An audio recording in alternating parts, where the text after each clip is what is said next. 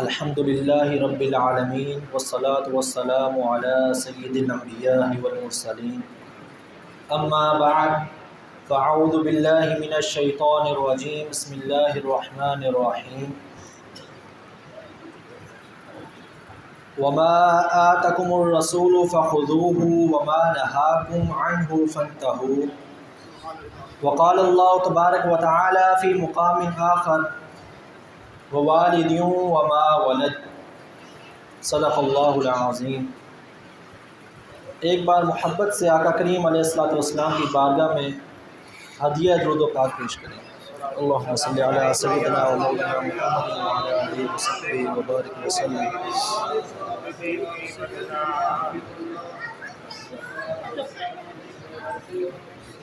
آقا کریم علیہ الصلوۃ والسلام کی ولادت کا یہ بابرکت مہینہ ہے۔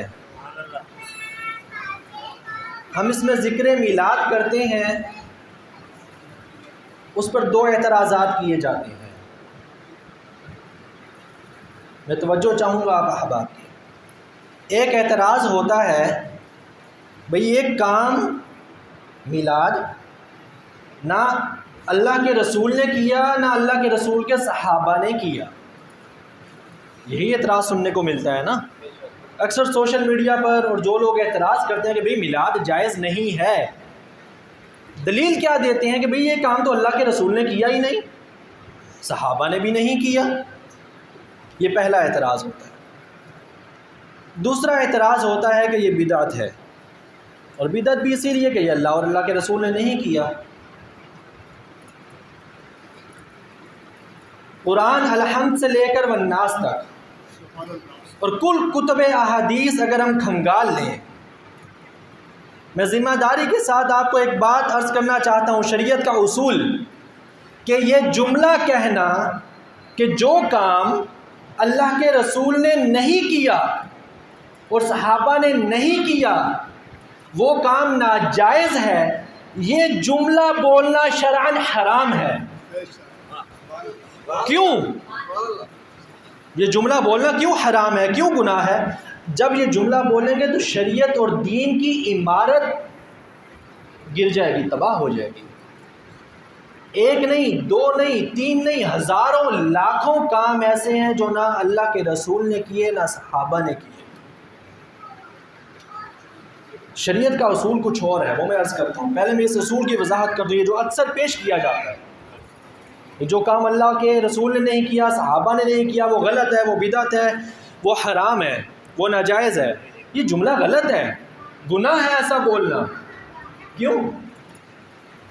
آقا کریم علیہ الصلوۃ والسلام کا وصال ظاہری ہو گیا، حضور نے اپنی حیات طیبہ میں کتاب کی شکل میں قرآن کو جمع نہیں کیا۔ آیت نازل ہو چکی ہے کہ اے محبوب آپ کے لیے آج کے دن میں دین مکمل کر دیا گیا، حضور نے قرآن جمع نہیں کیا۔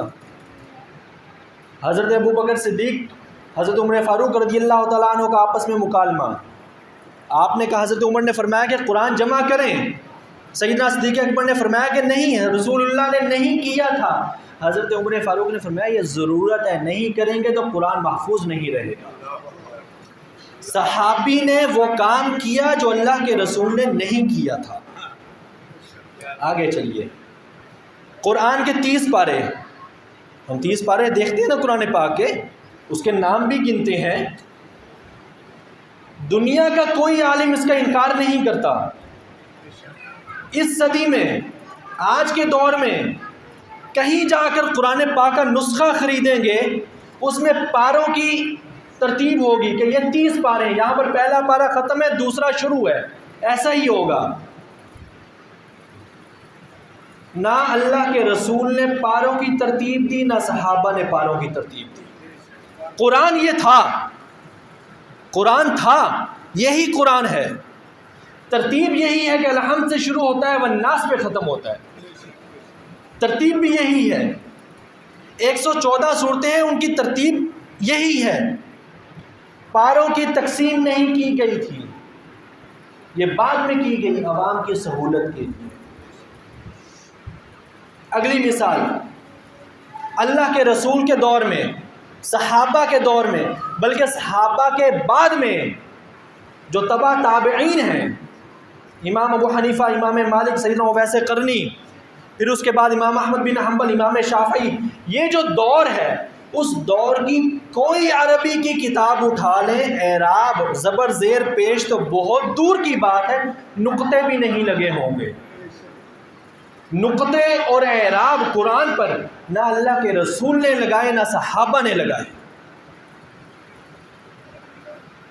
آگے ہزاروں مثالیں، یہ مسجد کا محراب ہے، نہ اللہ کے رسول نے بنایا نہ صحابہ نے بنایا۔ مسجد کا مینار ہے، نہ اللہ کے رسول نے بنایا نہ صحابہ نے بنایا۔ مسجدوں کے ساتھ وضو خانے اور استنجا خانے ہیں، اللہ کے رسول نے تو استنجا خانے کو ناپسندیدہ قرار دیا تھا کہ مسجد میں بدبو آتی ہے، پھر بھی وہ کام کیا گیا۔ اللہ کے رسول نے کبھی سپیکر پر نماز نہیں پڑھائی، مکبر کھڑا ہوتا تھا۔ اب ممکن ہے سوال ہے کہ سپیکر تو تھا ہی نہیں، میں عرض کرتا ہوں مکبر کھڑا ہوتا تھا ہر صف میں تاکہ آخری لوگوں تک آواز پہنچ جائے۔ امام نے کہا اللہ اکبر، پیچھے دوسرا بندہ بولے گا اللہ اکبر۔ سنت تھی، خلفائے راشدین کی سنت تھی، صحابہ کی سنت تھی، 1300 سال امت کا اجماع چلتا رہا۔ سپیکر آیا، حضور کی سنت کو ترک کر کے سپیکر کو مقدم کیا گیا۔ ترک سنت کا گناہ لازم نہیں آیا۔ قرآن پاک کے ترجمے کیے گئے، تفاسیر لکھی گئیں، احادیث کی کتابیں بنائی گئیں، ان کی ابواب بندی، چیپٹر، یہ کون سا چیپٹر ہے، یہ کون سا چیپٹر ہے، پھر آگے گرامر کے اصول، دین کی ساری بنیاد۔ اللہ کے رسول کے وصال ظاہری سے دیکھ لیں، اگر یہ جملہ بولا جائے کہ جو کام اللہ کے رسول نے نہیں کیا یا صحابہ نے نہیں کیا وہ کام ناجائز ہے، تو پھر پیچھے بچے گا ہی کچھ نہیں۔ پھر تو بھائی قرآن وہ پڑھے جس قرآن پر نقطے نہ لگے ہوں، اور شاید آج کل کوئی عالم بھی اس قابل نہ ہو جو وہ معلق عربی جو اس دور میں تھی وہ پڑھ سکتا ہو، پھر تو قرآن کا ترجمہ کرنا بھی جائز نہیں رہے گا۔ سیرت النبی کانفرنس صحابہ نے کب کی؟ عظمت صحابہ کانفرنس صحابہ نے کب کی؟ عظمت رسول کانفرنس صحابہ نے کب کی؟ 21، 22، 23، 27، 29 رمضان کو ختم قرآن کا پروگرام صحابہ نے کب کیا؟ مدارس جامعات کے اندر باقاعدہ درس نظامی کا شیڈول، قرآن پڑھا کر امتحان لینا، حدیث پڑھا کر امتحان لینا، صحابہ نے کب لیا؟ یہ سارے کام جائز ہے۔ میں فی الحال اس نقطے پر ہوں کہ یہ جو جملہ بولا جاتا ہے نا کہ یہ کام اللہ کے رسول نے نہیں کیا اور صحابہ نے نہیں کیا اس لیے ناجائز ہے، یہ جملہ بولنا ہی ناجائز ہے کہ یہ جملہ شریعت کی عبارت کو گرا کے رکھ دیتا ہے۔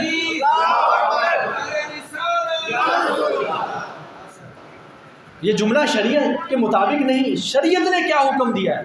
قرآن کہتا ہے وَمَا آتَاكُمُ الرَّسُولُ فَخُذُوهُ وَمَا نَهَاكُمْ عَنْهُ فَانْتَهُوا۔ قرآن نے یہ نہیں کہا کہ جو رسول کرے تم صرف وہی کام کرو، ہرگز قرآن نے یہ نہیں کہا۔ قرآن نے کہا رسول تمہیں جس چیز کا حکم دیں وہ کام کرو، جس چیز سے روکیں وہ کام نہ کرو۔ شریعت نے اصول مقرر کیے، ہم لکھتے ہیں 2 + 2، 2 لکھا، درمیان میں جمع کا نشان آیا، 2 آیا، آگے لکھا جائے گا 4۔ کیوں بھائی؟ وہ جمع کی جگہ پہ اگر نفی کا نشان آ جائے تو آگے 0 لکھا جاتا، کیوں؟ اصول ہے نا، قاعدہ ہے۔ میں اعتراض کروں گا تو ہر کوئی مجھے سمجھائے گا بھائی قاعدہ ہے اس پر۔ شریعت نے قاعدے مقرر کیے، اور وہ قاعدہ کیا ہے؟ دنیا کا کوئی عالم، کوئی مسلک، کوئی مذہب 1400 سال میں اس کا انکار نہیں کر سکتا۔ وہ قاعدہ یہ ہے کہ کوئی بھی کام ہو ہم اس کو قرآن پر پیش کریں گے، کوئی بھی نیا کام ہے قرآن پر پیش کریں گے، یہ جائز ہے یا ناجائز ہے۔ حضرت معاذ یمن کی طرف گئے، اللہ کے رسول نے پوچھا معاذ فیصلہ کیسے کرو گے؟ یا رسول اللہ قرآن سے۔ پوچھا اگر قرآن میں نہ ہو تو؟ فرمایا یا رسول اللہ آپ کی حدیث سے۔ آقا کریم نے پوچھا اگر حدیث میں نہ ہو تو؟ یا رسول اللہ اپنی عقل سے کروں گا، اس مسئلے کو قرآن حدیث پر پیش کروں گا، جائز بنتا ہوا تو جائز، ناجائز ہوا تو ناجائز۔ یہ اصول ہے شریعت کا، اور امت کا 1400 سال میں عرب و عجم میں متفقہ اصول ہے، اس پر کوئی دوسری رائے نہیں ہے۔ کوئی بھی کام ہو، کوئی چیز ہو، قرآن پر پیش کریں گے، اس کام کا، اس چیز کا کوئی ایک جز، کوئی ایک نقطہ قرآن کہہ دے یہ حرام ہے، اس چیز کا حکم بدل جائے گا۔ اگر وہ قرآن میں موجود نہ ہو تو ہم حدیث پاک کی طرف جائیں گے، حدیث پاک میں وہ کام ہے یا نہیں ہے۔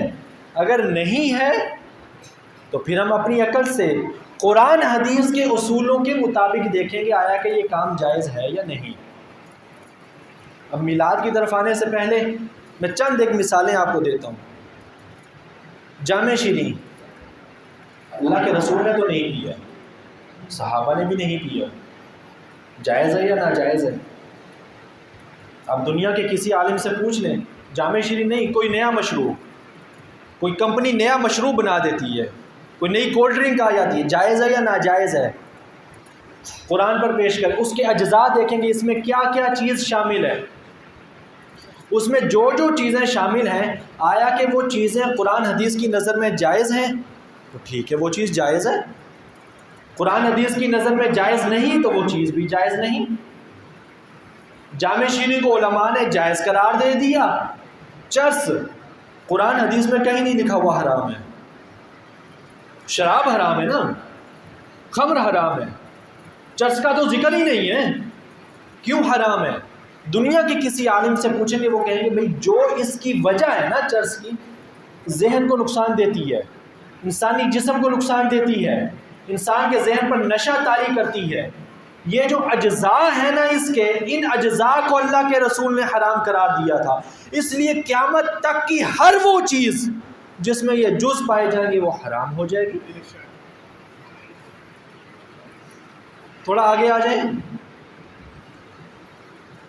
اب جس چیز میں جو جز حرام ہوگا اس کو حرام کہا جائے گا، کل عمل کو حرام نہیں کہا جا سکتا۔ شادی کرتے ہیں تو ممکن ہے ذہن میں سوال ہے کہ شادی تو ہمارا دنیاوی معاملہ ہے، شادی ہرگز دنیاوی معاملہ نہیں ہے، قرآن کا حکم ہے، فَانكِحُوا مَا طَابَ لَكُمْ، حضور نے فرمایا نکاح من سنتی، نکاح حضور کی سنت ہے، قرآن کا حکم ہے، دنیاوی معاملہ نہیں ہے۔ لیکن کیا اللہ کے رسول نے یا صحابہ نے شادی کی خوشی پر کوئی روشنی، کوئی چراغاں، کوئی دیے جلائے ہوں، کوئی بڑے بڑے پروگرام کیے ہوں، ریسیپشنز کی ہوں، شادی کارڈ چھپوائے ہوں؟ خوشیاں تو انہوں نے کی نا، یہ کام تو نہیں کیے، ٹھیک ہے جائز ہے، آپ خوشی کر رہے ہیں جائز ہے، لیکن اگر اسی شادی میں کوئی بندہ اللہ کے رسول کی نافرمانی کرتے ہوئے ناچ گانا شروع کر دے، نمازیں قضا کر دے کہ شادی بیاہ میں مصروف ہے، نمازیں قضا ہو رہی ہیں، تو کیا کہیں گے کہ شادی حرام ہوگی یا اس کا یہ کام حرام ہے؟ اس کام کی وجہ سے یہ فتویٰ تو نہیں دیا جا سکتا کہ بھئی لوگ شادی میں چونکہ گناہ کے کام کرتے ہیں اس لیے آئندہ سے امت کے اندر نکاح کرنا منع ہے۔ نہیں بھئی، شادی میں جو کام غلط ہوتے ہیں ان کاموں کو غلط کہا جائے گا، کل عمل کو نہیں۔ تو خلاصہ یہ نکلا، شریعت نے جو ہمیں اصول دیا ہے وہ یہ دیا کہ کوئی کام ہے، کوئی کھانے کی چیز ہے، آپ نے کوئی کام کرنا ہے، نئے دور کے اندر چل کے، نئے دور کے تقاضوں کے مطابق کوئی نیا کام کرنا چاہتے ہیں، وہ جائز ہے یا ناجائز ہے، ہم قرآن حدیث پر پیش کریں گے۔ اگر قرآن حدیث میں اس کام سے کہیں بھی کچھ منع کیا گیا ہو تو ٹھیک ہے ہم وہ کام نہیں کریں گے، اگر نہیں منع کیا گیا تو پھر وہ ناجائز کیسے ہو گیا؟ اب یہ اصول میرا سامنے رکھیں جو میں نے بھی آپ کو عرض کیا، اب قرآن کا ترجمہ بھی کرنا جائز ہو گیا، تفاسیر لکھنی بھی جائز ہو گئی، مسجدیں سجانی بھی جائز ہو گئی، مینار بنانے بھی جائز ہو گئے، محراب بنانے بھی جائز ہو گئے، امت کے سارے کام جو حرم مکہ حرم مدینہ سے لے کر ساری دنیا کے مسلمان کر رہے ہیں وہ سارے کام جائز ہو جائیں گے۔ لیکن اگر رسول وہ پہلے والا رکھیں جو عام طور پہ کہا جاتا ہے کہ جی جو کام اللہ کے رسول نے نہیں کیا یا صحابہ نے نہیں کیا وہ ناجائز ہے، اگر اس اصول کو رکھیں تو پھر جائز بچتا کیا ہے؟ پھر تو جائز بچے گا ہی کچھ نہیں۔ پھر تو حرم مکہ میں ہونے والی نماز بھی جائز نہیں رہے گی کہ اللہ کے رسول نے تو وہاں پر مکبر کھڑا کیا تھا، آپ نے سنت کو ترک کر کے سپیکر لگا دیے، وہ جائز رہے گا۔ کیوں؟ کیونکہ اس لیے کہ جس کام سے اللہ کے رسول نے منع نہیں کیا اس میں کوئی حرام چیز شامل نہیں ہے، وہ جائز رہتی ہے۔ اب آئیے ذرا بدعت کی طرف۔ لوگ کہہ دیتے ہیں یہ بدعت ہے۔ بدعت کیا، کس چیز کا نام ہے؟ بدعت کی ایک عام ہم جو ذہن میں اس کا خیال لے کر آتے ہیں وہ یہ لے کر آتے ہیں کہ ہر نیا کام وہ بدعت ہے۔ ایسا نہیں ہے۔ نیا کام تو اللہ کے رسول کے صحابہ نے کیا کہ قرآن کو جمع کر دیا، اس پر رکوع لگا دیے، اس پر رموز اوقاف لگا دیے، اس پر نشانیاں لگا دی، بعد کے لوگوں نے اعراب لگا دیے، پھر کسی نے نقطے لگا دیے، ترجمے کر دیے گئے، تفاسیر لکھ دی گئی۔ نئے کام تو ہوتے چلے جا رہے ہیں، نیا کام بدعت نہیں ہے۔ جو کام دین میں نیا شامل کیا جائے گا نا، دین میں، وہ بدعت ہوگا۔ جو کام دین کے لیے کیا جائے گا وہ بدعت نہیں ہوگا۔ اب دین میں کیا مطلب ہے اور دین کے لیے کیا مطلب ہے؟ ہم نماز پڑھتے ہیں، عشاء کی نماز پڑھی ہے، 4 فرض تھے۔ کوئی بندہ کہے کہ میرا دل کرتا ہے میں اللہ کی بارگاہ میں زیادہ سجدہ کروں، تو کیا اس کو اجازت دی جائے گی کہ وہ ایک رکعت میں 3 سجدے کرنے شروع کر دے؟ یہ بدعت ہے۔ اللہ کے رسول کے مقررہ کردہ طریقے کو بدل کے رکھ دینا۔ اذان دے رہے ہیں، اللہ اکبر اللہ اکبر، یہاں سے اذان شروع ہوتی ہے، ختم ہوتی ہے۔ ایک بندہ کہے کہ فجر کی اذان میں ہم کہتے ہیں الصلاۃ خیر من النوم، کہ نماز نیند سے بہتر ہے۔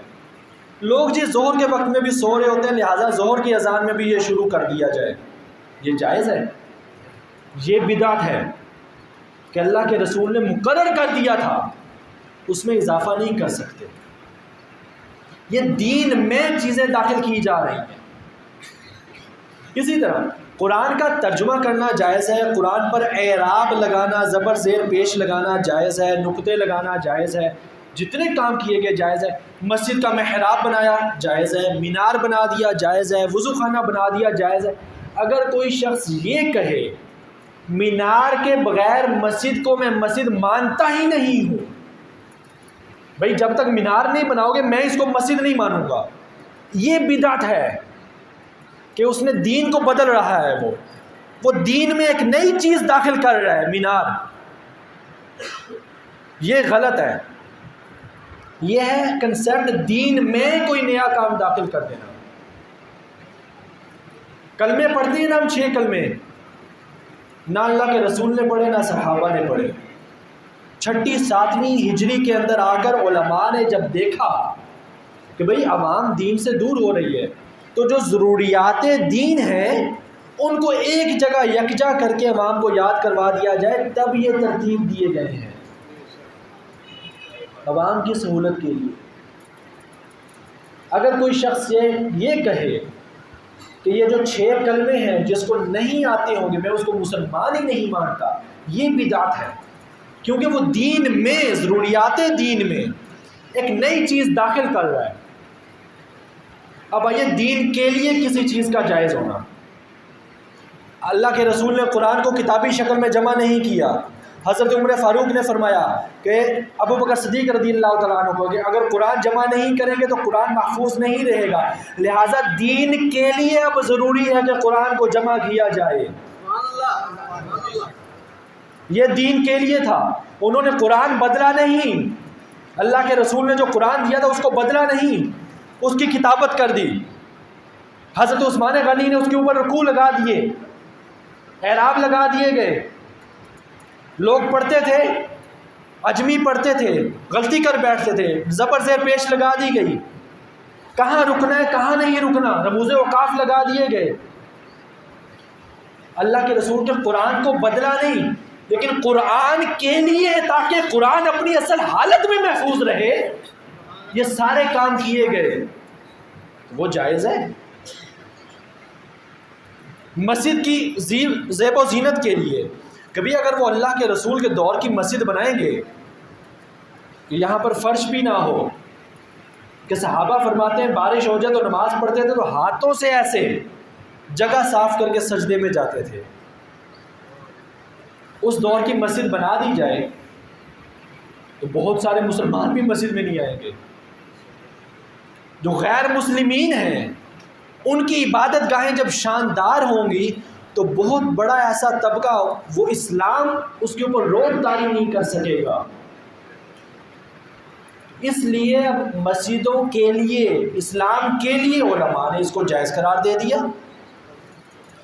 صحابہ نے سیرت النبی کانفرنس نہیں کی تھی، اس دور کی ضرورت بن گئی۔ ہر مسلک کا عالم سیرت النبی کانفرنس کر رہا ہے۔ صحابہ نے کبھی بیٹھ کے ایک دوسرے کی عظمت بیان نہیں کی تھی کہ عظمت صحابہ کانفرنس ہو رہی ہو۔ اس دور کی ضرورت ہے تو ضرورت کے لیے دین میں نہیں، دین میں داخل نہیں کیا جا رہا کہ بھئی جو بندہ عظمت صحابہ کانفرنس نہیں کرتا وہ مسلمان نہیں، یہ عقیدہ نہیں ہے، لیکن دین کے لیے ضروری ہے لوگوں کو بتانے کے لیے کہ صحابہ کی عظمت کیا ہے، وہ کی جا رہی ہے، جائز ہے۔ لوگ تبلیغ کے لیے جاتے ہیں، واعظ و نصیحت کے لیے جاتے ہیں، جلسے کیے جاتے ہیں، بڑے بڑے پروگرامز کیے جاتے ہیں، کچھ بھی اللہ کے رسول نے نہیں کیا تھا۔ سارا کچھ جائز ہے اگر اسے دین کے لیے سمجھا جائے۔ اور اس میں دوسری شرط، یہ پہلا اصول، دوسرا اس میں کوئی حرام کام شامل نہ ہو۔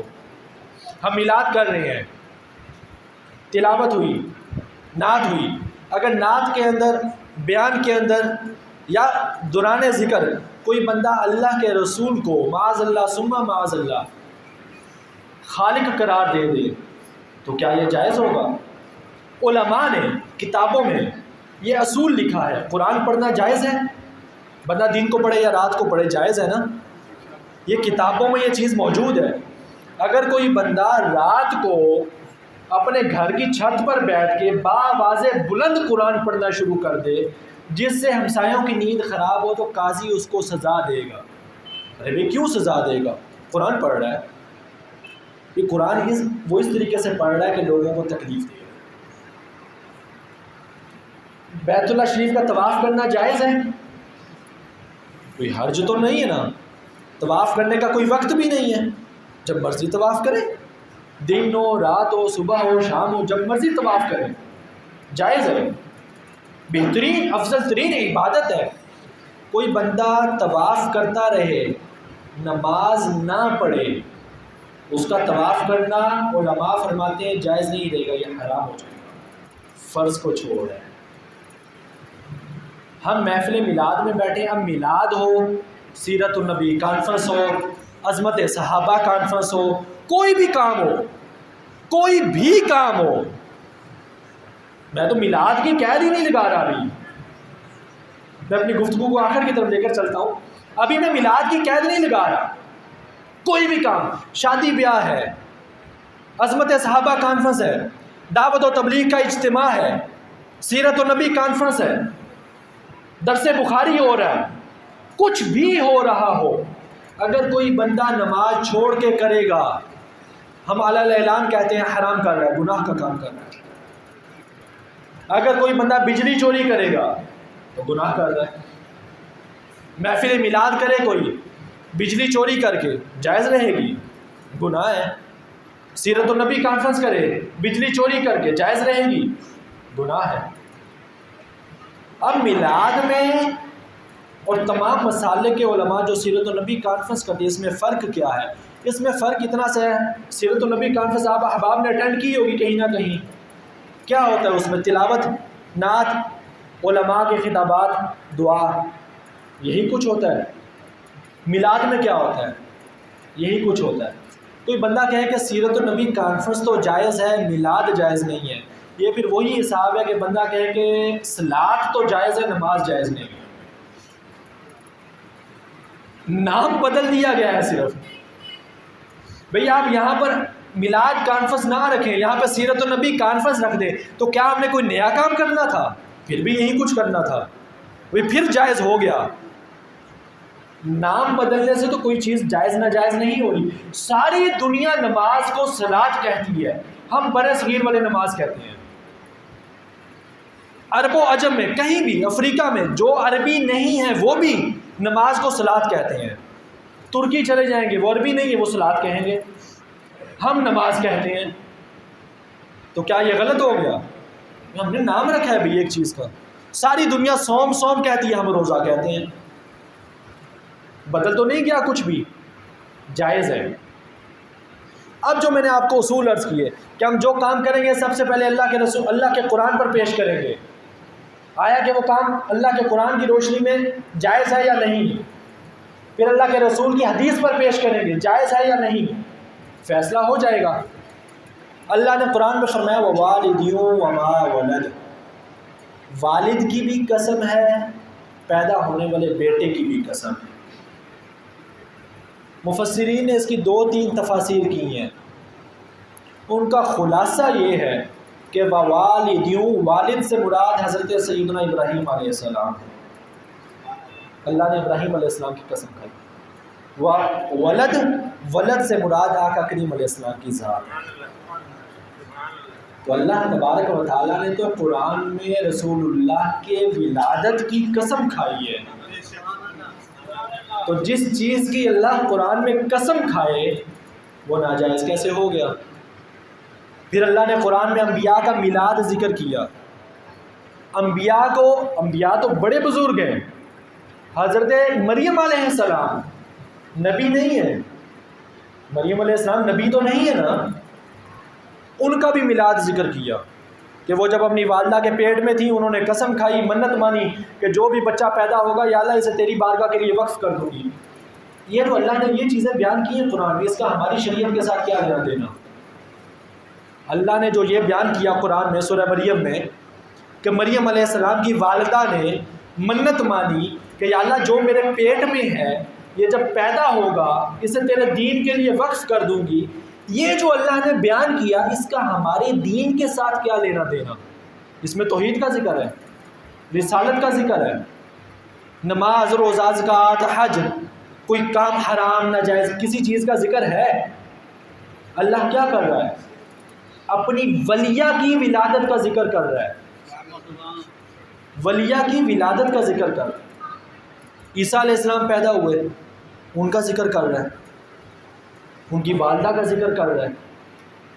اور پھر اگر ہم حدیث میں پیش کریں تو امام طبرانی نے معجم الکبیر کے اندر حدیث لکھی ہے حضرت عائشہ صدیقہ رضی اللہ تعالی عنہا کی کہ ام المومنین فرماتی ہے تذاکر رسول اللہ صلی اللہ علیہ وسلم و ابو بکر رضی اللہ تعالی عنہ میلادہما عندی. ام المومنین فرماتی ہے آقا کریم علیہ السلام نے اور حضرت ابو بکر صدیق نے میرے سامنے اپنے میلاد کا ذکر کیا. میلاد کا لفظ ام المومنین نے سب سے پہلے استعمال کیا ہے. یہ حدیث ہے، میں دکھانے کے لیے تیار ہوں. امام طبرانی نے معجم الکبیر کے اندر لکھی ہے کہ تذاکر رسول اللہ صلی اللہ علیہ وسلم و ابو بکر میلادہما عندی، کہ ابو بکر صدیق نے اور آقا کریم علیہ السلام نے میرے سامنے اپنے اپنے میلاد کا ذکر کیا. ام المومنین لفظ میلاد بول رہی ہے. پھر صحاح ستہ کے اندر سنن ترمذی دیکھ لیں، امام ترمذی نے باب باندھا ہے باب ما جاء فی ذکر میلاد النبی صلی اللہ علیہ وسلم، آقا کریم علیہ السلام کے میلاد کا باب. جس چیز کے اوپر محدثین چیپٹر لکھ رہے ہوں، پورا باب لے کر آ رہے ہوں، وہ کام ناجائز کیسے ہو سکتا ہے؟ ٹھیک ہے یہ کام اس طریقے سے بیٹھ کے اللہ کے رسول نے نہیں کیا تو اللہ کے رسول نے یا اللہ کے رسول کے صحابہ نے اس طریقے سے تو اور بھی بہت سارے کام نہیں کیے، جس کی میں نے آپ کو 20 مثالیں دی. شادی بیاہ، مسجدوں کے مینار، محراب، ترجمے، ہزاروں مثالیں، پورا دین ہے، عمارت ہے دین کی. اس طریقے سے وہ سارے کام نہ اللہ کے رسول نے کیے نہ صحابہ نے کیے، لیکن وہ سارے کے سارے جائز ہیں. اسی طرح میلاد اس طریقے سے اعلان کر کے ٹھیک ہے ہم نے مان لیا کہ صحابہ نے نہیں کیا، اس طریقے سے نہیں کیا لیکن کیا تو ہے نا، اس سے کون انکار کر سکتے ہیں؟ ہاں ہم کہتے ہیں کہ اگر کوئی ناجائز کام ہوگا تو ٹھیک ہے ناجائز ہے، پھر وہ صحیح نہیں ہے، درست نہیں ہے.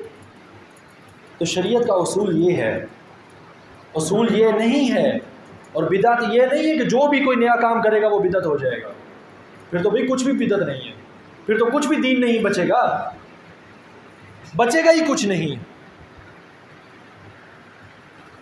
بدعت وہ ہے جو دین میں، جو بندہ کسی نئے کام کو دین سمجھ لے اور کہیں کہ اس کے بغیر دین پورا ہی نہیں ہوتا،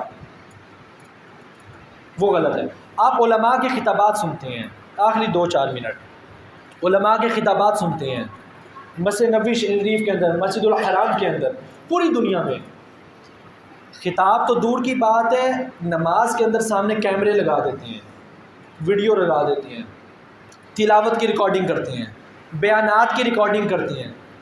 کیوں بھائی؟ جواب دیا جائے گا یہ دین کے لیے ضرورت ہے آج کل، کہ جو بندہ نہیں آ سکا وہ بعد میں سن لے گا، دین کے لیے ضرورت ہے، دین میں ضروری نہیں ہے، میں اور کے لیے کا فرق ہونا چاہیے۔ تو ہم میلاد کو ہم یہ نہیں کہتے کہ جو بندہ میلاد منا ہی نہیں رہا وہ غلط کر رہا ہے، یا جو 12 ربیع الاول کو نہیں کر رہا اس نے غلط کر دیا۔ جو سارا سال میلاد کرتے ہیں، بھئی آپ 12 ربیع الاول کو نہ کریں، آپ 10 رمضان کو کر لیں، آپ 10 محرم کو کر لیں، 27 رمضان کو کر لیں۔ کس نے روکا؟ مقصد تو ہے آقا کریم علیہ الصلوۃ والسلام کا ذکر کرنا، آپ اس کو سیرت النبی کانفرنس کہہ کے کر لیں، عظمت رسول کانفرنس کہہ کے کر لیں، ذکر میلاد کہہ کے کر لیں، عید میلاد النبی کہہ کے کر لیں، مسئلہ کیا ہے؟ آخری چیز، لفظ عید کہا جاتا ہے اسلام میں 2 عیدیں ہیں، غلط ہے۔ اللہ کے رسول کی صحیح احادیث، ہر دوسری کتاب میں حدیث موجود ہے، حضور نے فرمایا یوم الجمعہ عید، حدیث ہے، آقا کریم علیہ السلام نے فرمایا یوم جمعہ عید ہے۔ سال میں کتنے جمعے ہو گئے؟ 48 تو جمعے، 52 جمعے آ گئے۔ تو یہ تصور دینا کہ 2 عیدیں ہیں اللہ کے رسول کی حدیث کے خلاف ہے۔ آپ گوگل پہ بھی جا کے لکھیں گے نا، عام طور پہ لوگ ہم استعمال کرتے ہیں انٹرنیٹ پہ جا کر لکھیں یوم الجمعہ عید یا جمعے کا دن، عید کا دن، حدیثیں نکل آئیں گی۔ کوئی ایک آدھی حدیث نہیں ہے، ہر دوسری کتاب میں موجود ہے، ہر محدث نے لکھا ہوا ہے اس بات کو۔ جہاں محدث حدیث کی کتاب لکھتے ہوئے جمعہ کے دن پر پہنچتا ہے وہاں پر وہ یہ حدیث لے آتا ہے۔ تو بھائی پھر یہ کہہ دینا کہ اسلام میں 2 عیدیں ہیں، یہ تو اللہ کے رسول کی حدیث کے خلاف ہے۔ اللہ کے رسول کہہ رہے ہیں کہ ہر جمعہ عید ہے، آپ کہہ رہے ہیں کہ یہ رمضان مسلمانوں کے ہاں 2 عیدیں ہیں۔ بھائی 2 عیدیں وہ ہیں جس کی نماز الگ ہے بس۔ پھر حضرت عمر فاروق کو ایک یہودی نے کہا کہ عمر الیوم اکملت لکم، یہ والی آیت جو ہے اگر ہم پہ نازل ہوئی ہوتی تو ہم اس کو عید کا دن سمجھتے۔ عمر فاروق نے فرمایا تمہیں نہیں پتہ یہ آیت کس دن نازل ہوئی تھی؟ یہ آیت یوم عرفہ میں نازل ہوئی تھی، ہمارے لیے تو وہ بھی عید کا دن ہے۔ حضرت عمر نے 9 ذی الحجہ کو، 10 کو تو عید ہے ہی ہے، حضرت عمر نے 9 کو بھی عید قرار دے دیا۔ تو یہ کنسیپٹ کہ عیدیں 2 ہیں یہ حدیث کے خلاف ہے۔ تو یہ کنسیپٹ رکھنا کہ جو کام اللہ کے رسول نے نہیں کیا، صحابہ نے نہیں کیا، وہ جائز نہیں ہے، یہ غلط ہے، یہ جملہ ہی غلط ہے۔ قرآن نے کہیں بیان نہیں کیا، قرآن نے کہا کہ جو اللہ کے رسول تمہیں حکم دیں، جو اصول بیان کر دیں، جو قاعدہ بیان کر دیں، اس قاعدے کو لے لو۔ اللہ کے رسول کے صحابہ نے قاعدے کو لیا، اللہ کے رسول کے وصال کے بعد ہزارہا کام نئے کیے، آج تک ہوتے چلے آ رہے ہیں۔ تو ہم میلاد کی شکل میں کریں، سیرت النبی کانفرنس کی شکل میں کریں، یا کسی بھی اور شکل میں کریں، اپنے باقی معاملات میں شادی بیاہ کے اندر ہزارہا نئی رسومات کریں، اگر کوئی اس میں غلط کام نہیں کر رہے تو سب جائز ہے۔ اللہ تبارک و تعالیٰ سے دعا ہے کہ خالق کائنات ہمیں دین کو صحیح معنی میں سمجھنے کی توفیق عطا فرمائے۔ ایک اعتراض اور کیا جاتا ہے کہ 12 ربیع الاول جو ہے نا یہ ثابت نہیں ہے براہ۔ اچھا، 12 ربیع الاول ثابت نہیں ہے آقا کریم علیہ السلام کی ولادت کا دن۔ آپ نے میری توجہ ایک اور نقطے کی طرف کر دی، ہم اس کو اسلامی سال کہتے ہیں۔ یہ کون سا سال چل رہا ہے؟ 1442 اسلامی سال، 1443 سوری اسلامی سال چل رہا ہے۔ اللہ کے رسول نے شروع نہیں کیا تھا، حضرت ابوبکر صدیق نے شروع نہیں کیا تھا، حضرت عمر فاروق نے جب دیکھا کہ یونانیوں کا الگ سال ہے، رومیوں کا الگ سال ہے، عیسائیوں کا الگ سال ہے، چائنا تک فتوحات ہو چکی تھی، صحابہ آ چکے تھے، چائنیز کا الگ سال ہے، تو آپ نے فرمایا ہم مسلمان رسول اللہ کی ہجرت سے اپنا نیا سال شروع کریں گے۔ حضرت عمر کے دور میں آقا کریم علیہ الصلوۃ والسلام کے وصال کے کم از کم اگر یہ کہا جائے حضرت عمر فاروق نے اپنی خلافت کے پہلے دن بھی یہ کام کیا ہو، تب بھی کم از کم حضور کے وصال کے 2.5 سال کے بعد، ورنہ پتہ نہیں کب حضرت عمر نے یہ نیا کام شروع کیا۔ پھر بیٹھ کر حساب لگایا گیا کہ حضور کا ولادت کس دن ہوئی ہوگی۔ اب پھر بیٹھ کے دن گنے گئے کہ بھئی وہ عام الفیل تھا، اس دور میں کیا ہوتا تھا، سالوں کو اس طرح یاد کیا جاتا تھا، وہ ہاتھیوں کا علم ترقی ففعل ربک باصحاب الفیل، اس سال کو کہا گیا یہ عام الفیل ہے۔ جس سال حضرت خدیجہ الکبریٰ رضی اللہ تعالیٰ عنہ حضرت ابو طالب کا وصال ہوا، حضور نے فرمایا یہ عام الحزن ہے، غم کا سال ہے، اس طریقے سے یاد رکھا جاتا تھا۔ پھر حساب لگایا گیا، علماء نے حساب لگایا کہ بھئی ہجرت اس تاریخ کو اس دن میں ہوئی تھی، اس مہینے میں ہوئی تھی، تو لگ بھگ وہ چاند کی یہ تاریخ تھی۔ اب اس سے پیچھے چلتے چلتے چلتے حضور کی ولادت کے دن کو متعین کیا گیا، تو اب چاند پیچھے جا کے دیکھنا تو ممکن نہیں تھا، اس لیے اختلاف ہو گیا تاریخ پر کہ واقعی 12 ربیع الاول حضور کی ولادت کی تاریخ ہے یا نہیں ہے۔ لیکن امت کے 80% سے زائد علماء کا عرب و عجم میں، اور یہ آج کے 100 سال 150 سال 200 سال نہیں، پرانی کتب دیکھ لیں، 80% علماء کی رائے یہ ہے کہ ولادت 12 ربیع الاول کو ہوئی ہے۔ اب چلیں مانیں کہ 12 ربیع الاول کو نہیں ہوئی، تو بھئی ہم نے کب کہا کہ 12 کو ہی میلاد منانا ضروری ہے؟ اب 9 کو منا لیں، 10 رمضان کو منا لیں، 27 رمضان کو منا لیں، 10 محرم کو منا لیں، 15 شعبان کو منا لیں۔ تاریخ کا جھگڑا ہوگا نا کہ یہی تاریخ نہیں، نہ منائیں اس تاریخ کو، کسی اور تاریخ کو منا لیں، آپ تو بھئی مناتے ہی نہیں ہیں۔ تو اللہ تعالیٰ سے دعا ہے اللہ تبارک و تعالیٰ ہمیں دین صحابہ کے مطابق سمجھنے کی توفیق عطا فرمائے۔ وآخر دعوانا الحمد للہ رب العالمین۔